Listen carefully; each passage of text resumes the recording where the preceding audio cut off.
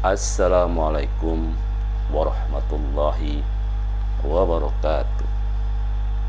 Alhamdulillah, puji dan syukur kita panjatkan kehadirat Allah Subhanahu wa Ta'ala yang senantiasa melimpahkan rahmat dan hidayahnya kepada kita semua. Alhamdulillah, kita masih diberikan kesehatan, nikmat sehat, nikmat iman, nikmat Islam, sehingga kita bisa menunaikan kewajiban-kewajiban kita, menunaikan sholat subuh berjamaah di masjid, dan juga kewajiban-kewajiban lainnya. Saudara-saudaraku, di 2 hari yang lalu kita sudah mencoba membacakan tentang satu kitab kecil yang dikarang oleh Syekh Profesor Dr.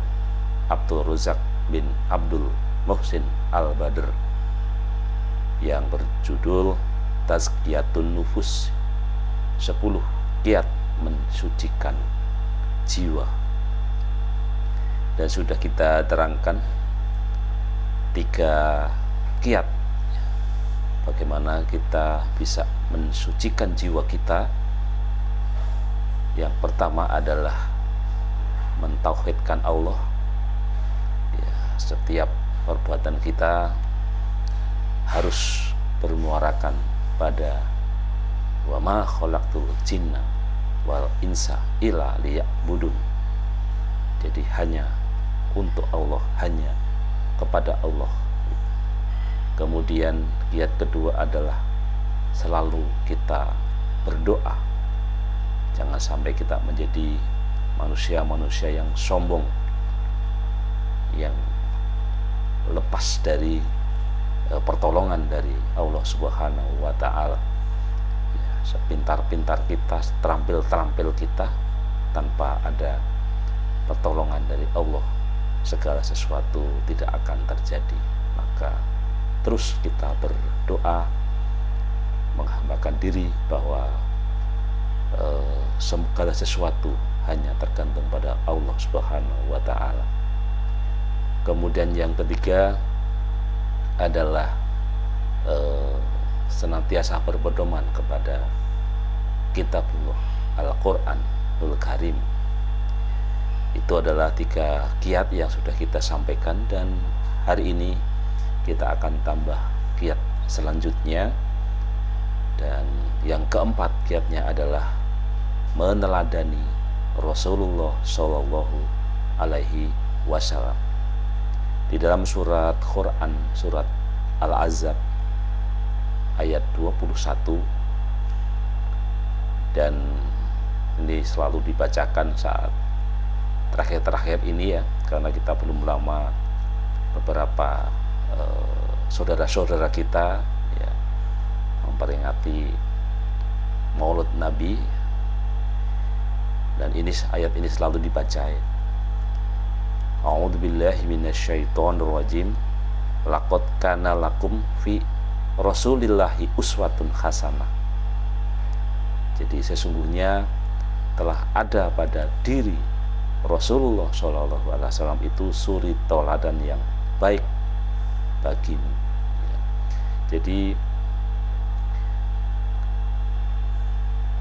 untuk mensucikan jiwa kita ya, alangkah indahnya kalau kita senantiasa segala perilaku kita, perbuatan kita, tindakan kita ya, itu terus meneladani apa yang telah dicontohkan oleh Rasulullah Sallallahu Alaihi Wasallam.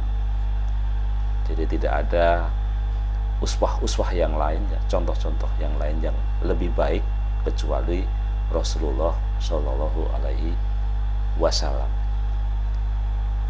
Banyak orang-orang baik, banyak pribadi-pribadi baik, banyak manusia-manusia baik, tetapi selalu jadikan Rasulullah SAW itu sebagai ukuran terakhir atau ukuran rujukan ya. Jadi ketika kita menemui orang baik, menemui calon presiden, kan sekarang lagi rame gitu ya, menemui seorang guru ngaji, seorang kiai, seorang ustadz, maka selalu kita lihat ya, apakah itu semua menjadi teladan dari Rasulullah Shallallahu Alaihi Wasallam. Ya, sangat tidak mungkin gitu ya ketika kita menemui orang-orang baik itu, ketika dia bertentangan dengan apa yang disampaikan oleh Rasulullah, tentu saja kita harus terus mempertanyakan itu ya. Sehingga memang ya terus kita jadikan Rasulullah SAW ini sebagai panutan kita yang paling utama ya. Sehingga selalu di dalam banyak ayat selalu dikatakan kan taatlah kepada Allah dan Rasul, taatlah kepada Allah dan Rasul ya. Jadi memang kita harus ke sana ya. Di hari-hari ini kan karena banyak sekali kadang-kadang kita kekaguman kita pada seseorang, kekaguman kita pada kekuasaan, kekaguman kita kepada penguasa itu kadang-kadang terlepas dari teladan kita yang utama. Kemudian yang kelima, kiat yang kelima untuk kita bisa mensucikan jiwa kita adalah menjauhkan jiwa dari maksiat dan mengisinya dengan ketaatan. Jadi ada satu firman Allah ya di dalam surat At-Taubah ya. Ambillah zakat dari sebagian harta mereka, dengan zakat itu kamu membersihkan mereka dan mensucikan mereka, dan doakanlah mereka ya. Jadi salah satu penyucian itu adalah dengan kita sudah bahas tentang zakat ya. Zakat ya, jadi memang zakat ini adalah wajib ya. Bahkan sebenarnya seorang amil atau seorang panitia zakat itu boleh yang harus mengambil itu zakatnya gitu ya, kalau ada orang yang tidak mengeluarkannya gitu ya.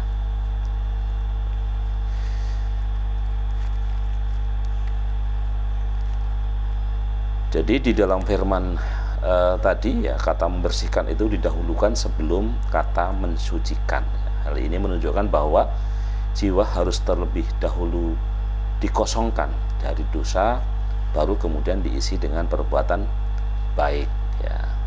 Karena itu bila seseorang ingin mensucikan jiwanya, maka yang pertama kali ia harus lakukan adalah menanggalkan semua dosa-dosa yang mampu merusak hatinya serta menghalanginya dari cahaya hidayah dan keimanan. Di dalam Quran surat Al-Mutaffifin ayat 14 ya, sesungguhnya jika seorang hamba melakukan sebuah dosa, maka akan tertoreh setitik noda hitam pada hatinya. Manakala ia meninggalkannya, memohon ampun dan bertaubat, maka hatinya kembali bening. Namun bila ia kembali berbuat dosa, maka noda tersebut akan bertambah sampai menutupi hatinya. Dan itulah yang disebut ar-ron dalam firman Allah. Sekali-sekali tidak demikian sebenarnya apa yang selalu mereka usahakan itu menutupi hati mereka. Kemudian ia hendaklah berupaya keras untuk memperbanyak amal soleh. Jadi kalau kita sudah bersih, kemudian kita tutupi dengan amal soleh ya. Jadi sekalipun maknanya secara bahasa adalah berkembang ya, kata tazkiyah itu ya berkah dan bertambahnya kebaikan, namun kesucian itu sendiri diraih dengan menghilangkan keburukan, sehingga tazkiyah di sini menghimpun semua makna itu. Jadi kosongkanlah atau bersihkanlah dan kemudian isi dengan hal-hal yang positif ya, karena dengan diisi maka kotoran-kotoran itu dengan sendirinya akan hilang seperti tadi noda-noda hitam tadi. Tetapi kalau tidak diisi ya minimal jadinya akan tetap gitu ya. Jadi untuk menghilangkannya harus diisi dengan kebaikan-kebaikan. Kemudian yang keenam, jadi untuk kali ini sampai keenam saja, menutup semua celah yang dapat mengikis kesucian jiwanya, menjauhkan dari kemuliaan dan menyeretnya kepada kehinaan. Seorang hamba harus menutup segala celah yang dapat menodai kesucian jiwanya dan mengotorinya. Ya, di dalam As-Sunnah terdapat sebuah perumpamaan yang menjelaskan bahaya yang didapat jika seorang hamba melibatkan diri dengan perkara yang dapat merugikan agamanya. Ini ada sebuah hadis yang panjang ya. Mungkin saya bacakan saja ya artinya.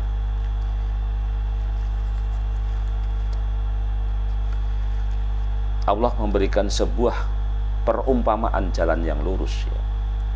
Kemudian pada kedua sisi jalan tersebut terdapat dua pagar.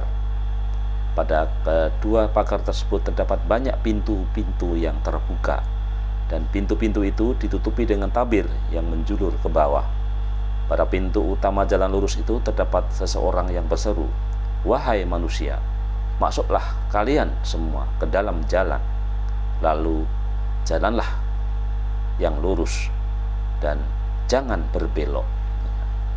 Dan ada seorang penyeru lagi dari atas jalan. Ketika ada seorang yang ingin membuka sedikit tabir pintu-pintu tersebut, maka si penyeru tersebut menyeru, "Celaka, janganlah kau buka tabir itu, karena jika dibuka maka kamu akan masuk ke dalamnya."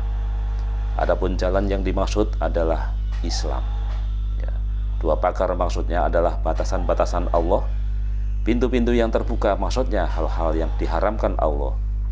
Penyeru yang menyerukan di depan jalan adalah Kitabullah, sedangkan penyeru yang berada di atas jalan adalah penasehat yang Allah sisipkan di dalam hati setiap muslim. Jadi itulah sebagai penutup pada pertemuan kali ini ya, seorang hamba hendaklah harus paham ya dan cerdas dengan memohon kesabaran dan keselamatan kepada Allah Subhanahu wa taala ya, dan menutup semua jalan yang dapat mengakibatkan dirinya melakukan hal yang sia-sia atau perbuatan dosa. Karena agama seorang hamba layaknya modal, jika ia menyia-nyiakan maka ia akan merugi di dunia dan akhirat.